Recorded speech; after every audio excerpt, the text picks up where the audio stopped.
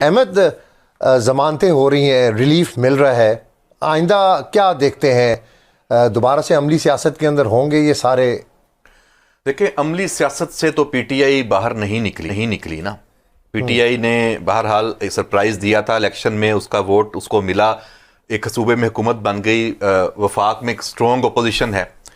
अब जब रिलीफ की बात कर रहे हैं, यहां पे एक सवाल पैदा होता है।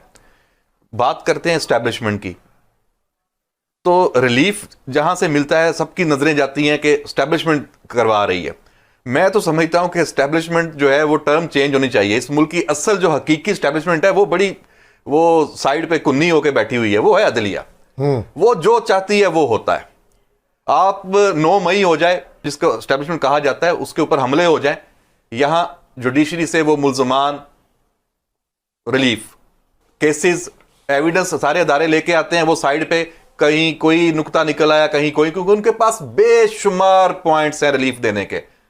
मैं ये समझता हूं कि ये जो है ना, ये लड़ाई ये आगे चलनी है कि एस्टैब्लिशमेंट जो है का रोल जो प्ले कर रहे हैं और जो अभी भी सियासत में इन्वॉल्व हैं अपने फेवरेट्स, अपने लाडले के लिए, यहां पे कुछ तयन होना है। अभी एक जो लेटर की बात भी है 6 जजेस वाली, वो भी एक बड़ा मामला है। और इसको अगर लें कि एजेंसियों के किरदार के हवाले से बात, और बाकी जस्टिस मुज़ाहिर नकवी, वो भी यही था ना कि मुझे तो चूंकि मैं फैसले ऐसे करता हूं तो मुझे ये सजा दी जाती है, लेकिन जब साबित हुआ तो निकला सब कुछ, जाना पड़ा।